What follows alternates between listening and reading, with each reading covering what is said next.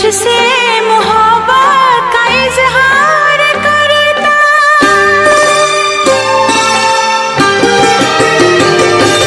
मुझसे मोहब्बत का इजहार करता, मुझसे मोहब्बत का इजहार करता। काश कोई लड़का मुझे प्यार करता, काश कोई लड़का मुझे प्यार करता।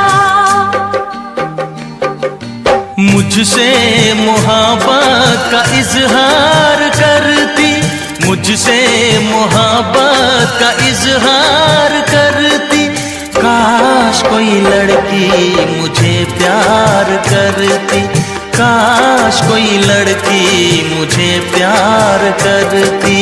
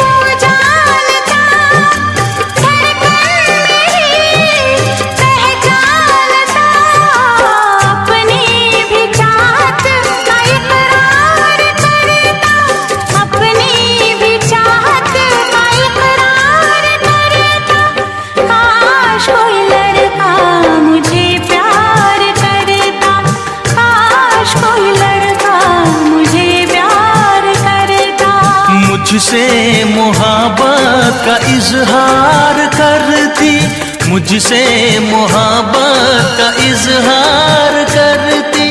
काश कोई लड़की मुझे प्यार करती, काश कोई लड़की मुझे प्यार करती।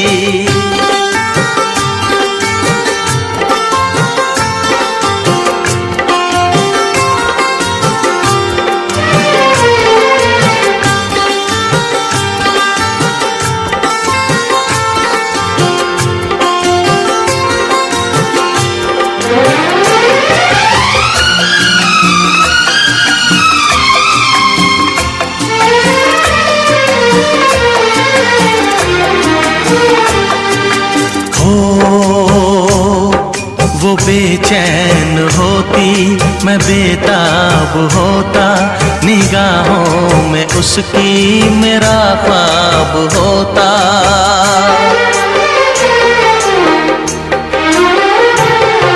वो बेचैन होती, मैं बेताब होता, निगाहों में उसकी मेरा ख्वाब होता।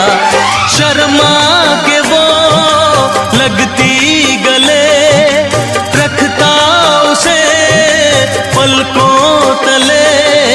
चोरी चोरी वो मेरा दीदार करती, चोरी चोरी वो मेरा दीदार करती। काश कोई लड़की मुझे प्यार करती, काश कोई लड़की मुझे प्यार करती। मुझसे मोहब्बत का इजहार करता, मुझसे मोहब्बत का इजहार करता। काश कोई लड़का मुझे प्यार करता, काश कोई लड़का मुझे प्यार करता।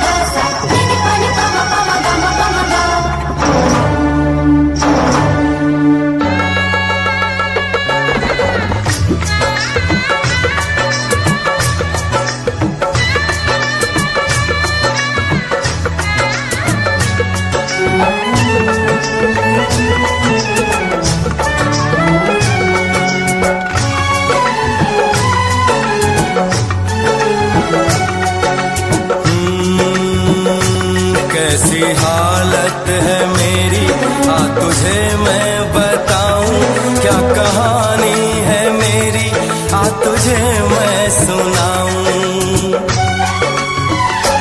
कैसी हालत है मेरी, आ तुझे मैं बताऊं। क्या कहानी है मेरी, आ तुझे मैं सुनाऊं।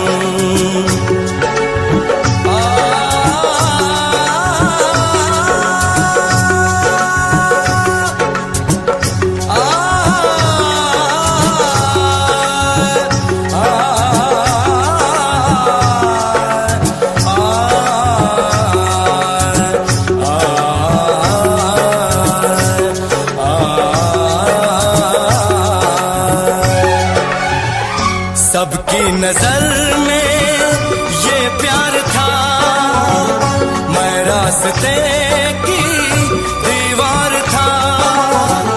किसने यहाँ पे की है खता, किसको मिली है उसकी सजा।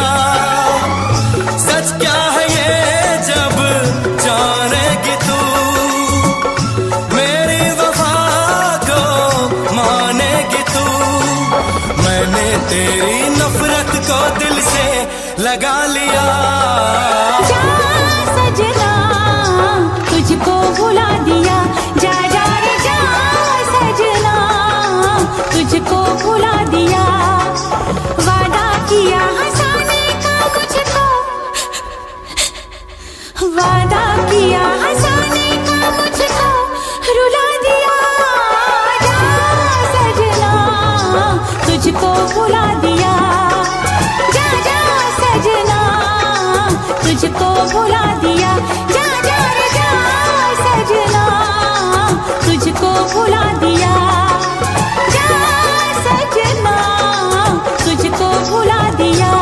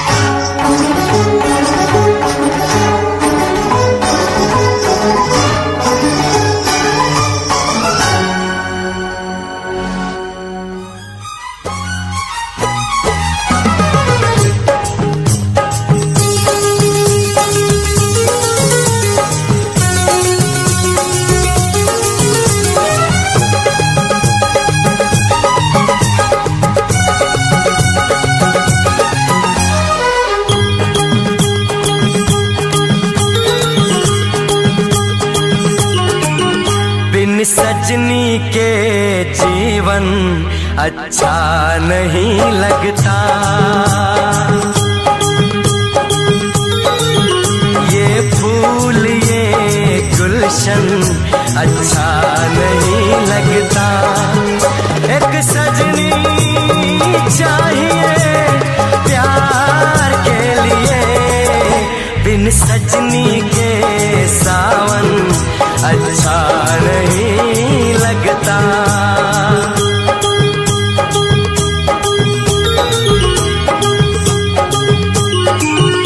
बिन साजन के दर्पण अच्छा नहीं लगता।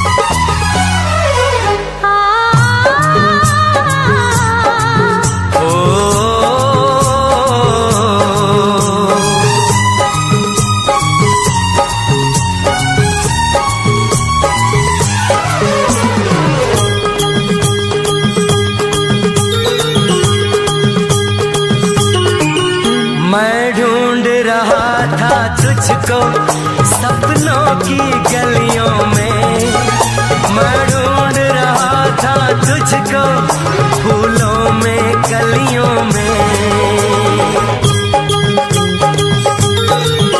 मैं ढूंढ रहा था तुझको सपनों की गलियों में, मैं ढूंढ रहा था तुझको फूलों में कलियों में। एक सजनी चाहिए दीदार के लिए, बिन सजनी के मौसम अच्छा नहीं लगता, ये फूल ये गुलशन अच्छा नहीं लगता।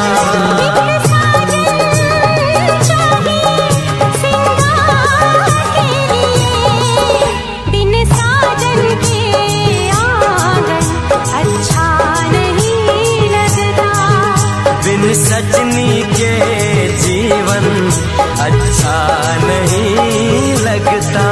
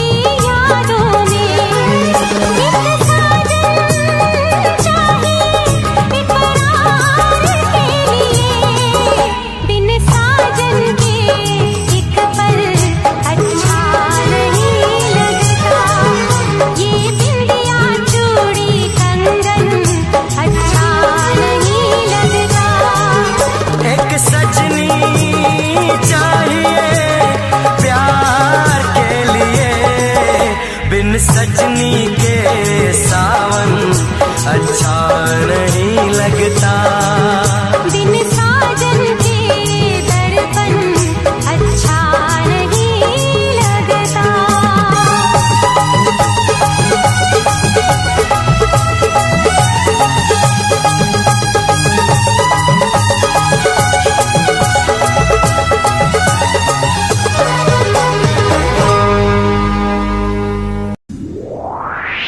Excuse me. Excuse me.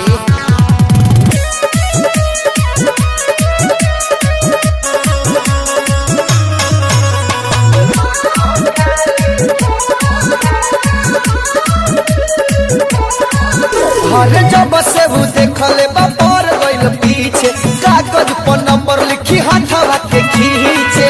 सुनिए ना, कुछ काम था आपसे। हरे जब से वो देखले बापर गइल पीछे, कागज पर नंबर लिखी हाथवा के खींचे। कब देखे ऊपर कब देखेला नीचे, सखी कैमरा वाला मोरी के फोटो खाली खींचे, सखी कैमरा वाला ढोरी के फोटो खाली खींचे। Excuse me.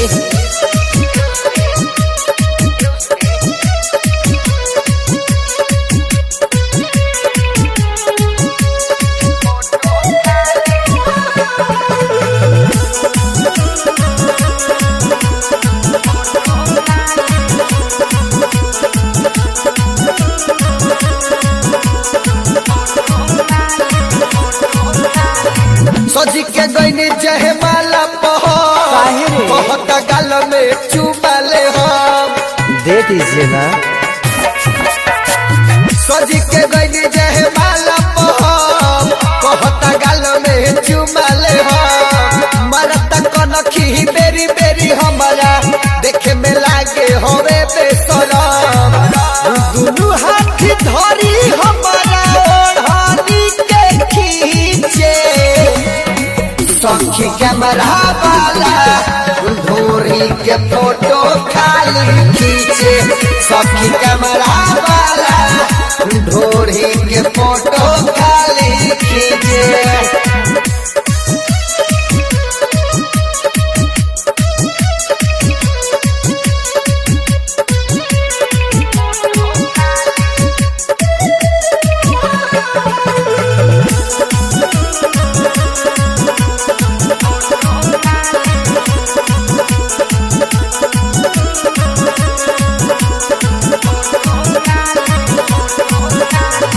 मारो में बैठल बा देखे बबुआ के, तो कथी कनई के शिवा बबुआ के। हेलो सुनो मारो में बैठल बा देखे बबुआ के, आदत तो ठीक नहीं के शिवा बबुआ के। हमरा के कहेला बारू मशीन, हवन तोहर ले ली से राइटर नवीन सुभस कहे आवती छे, सखी कैमरा वाला ढोरी के फोटो खाली खींचे, सखी कैमरा वाला ढोरी के फोटो खाली खींचे।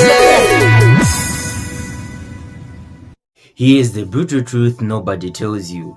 You are not lazy. You are just too smart to fall for the grind harder lie that keeps most people broke forever. While everyone is out there cosplaying as Gary Vaynerchuk at 5 a.m, posting gym selfies with captions like grinding while you are sleeping, you are sitting there in your pajamas thinking there has to be a smarter way to get rich. And guess what? You are absolutely right, you beautiful couch potato. I'm about to show you 3 stupid simple systems that let you build wealth while you sleep or practice your advanced couch cushion molding techniques. We are talking real money here, not some make $5 a day clicking ads nonsense that sounds like it was invented by someone's unemployed cousin. By the end of this video, you will know exactly how to automate your way to wealth without becoming one of those hustle zombies who drink kale smoothies and call it fuel. Here's what we are covering. First, why your laziness is actually your secret weapon for getting rich faster than those psychotic morning people. Then I'll break down the 3-system wealth machine that works even if you have the attention span of a goldfish with ADHD. And finally, the one mindset shift that makes everything click into place like a satisfying Tetris block. Stick around because at the end, I'm giving you my complete automation blueprint that took me 2 years to perfect. Mainly because I kept getting distracted by YouTube videos about cats.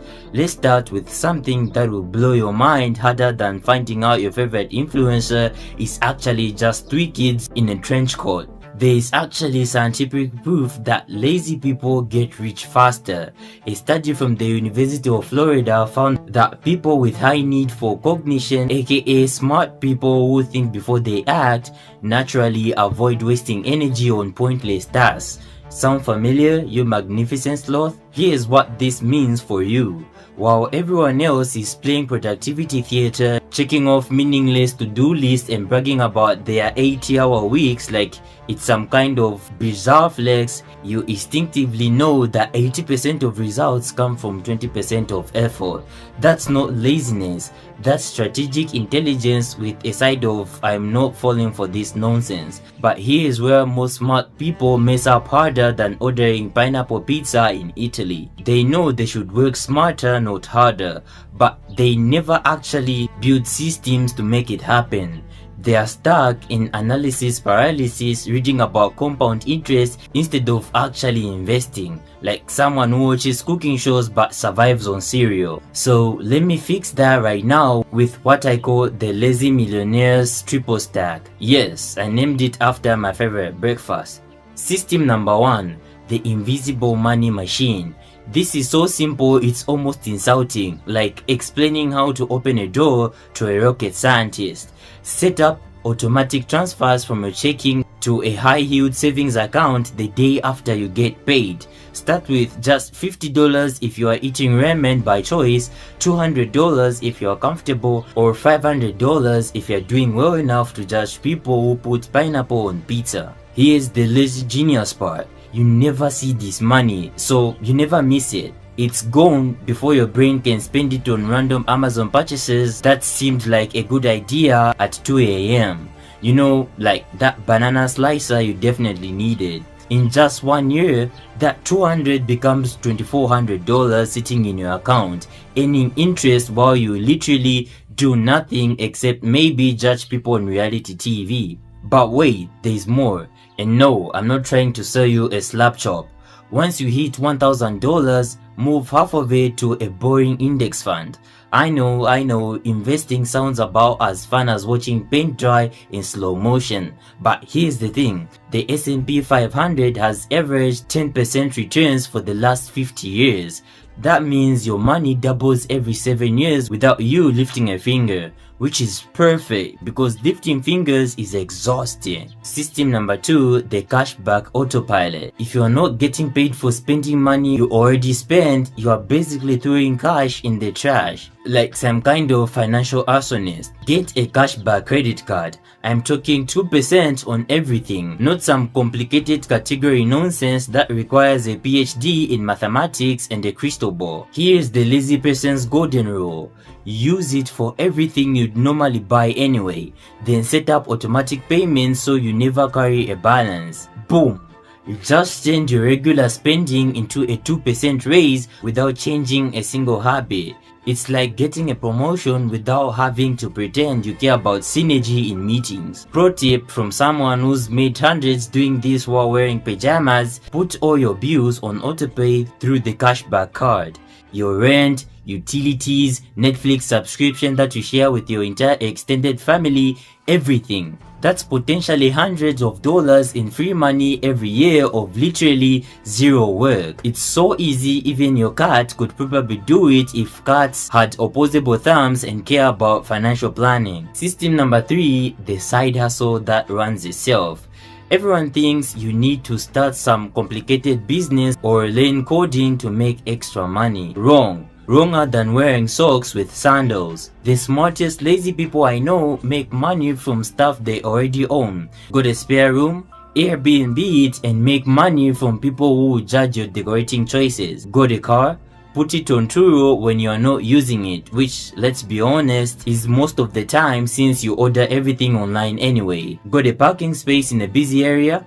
Rent that bad boy out too. These aren't businesses. They are assets working for you while you perfect your Netflix binge watching technique. Here is my favorite lazy hack that's so simple it hurts. Buy something everyone needs, then rent it out. I know a guy who bought a pressure washer for $300 and rents it out on weekends for $75 a day. That's 100% return in 4 rentals, then pure profit forever. He makes $2,000 a year from a pressure washer he bought once and now just sits there collecting checks like some kind of cleaning equipment pimp. Now here's the game-changing mindset shift that separates the lazy rich from the lazy broke faster than you can say I'll start my diet on Monday. You need to think like money, not chase money like it's the last slice of pizza at a college party. Money doesn't care if you're motivated today, money doesn't care if you had a bad week or whatever excuse you are using this time. Money only multiplies when it's in systems that work automatically, like a really boring but reliable robot butler that handles your finances. Think about it. Warren Buffett's wealth comes from buying stocks and then holding them for decades, not from working 100-hour weeks while chugging Red Bull and pretending sleep is for the weak. Jeff Bezos gets richer while he sleeps because Amazon runs on systems, not his daily effort to look like a confused turtle in business meetings. They cracked the code. Build it once, profit forever. Nap optional but recommended. Here's what's crazier than people who voluntarily wake up at 5 a.m.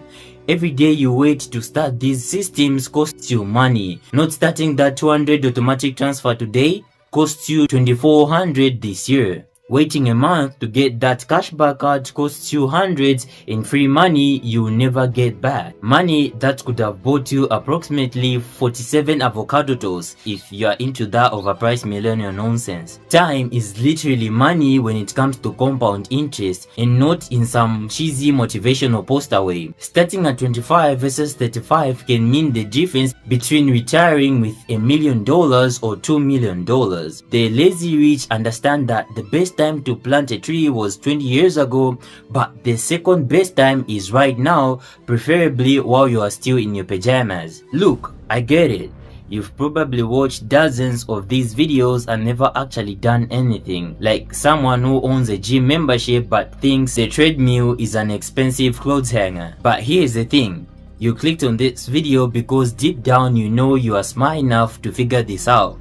You just needed someone to show you the path without making you feel guilty about your love affair with your couch. So here's what happens next. I'm putting my complete Lazy Millionaire automation blueprint in the description below. It's got every app, every bank, every specific step to set up all 3 systems in under an hour, less time than it takes to watch 3 episodes of The Office, which you've probably seen 45 times anyway. Grab it now while you are thinking about it, because we both know if you don't do it today, you probably get distracted by a video about pandas or something. And if you want strategies on ways to get rich without the hustle culture nonsense or having to pretend you enjoy waking up before sunrise, then check out this video to learn how a kid made $30,000 per month at only 17 years old.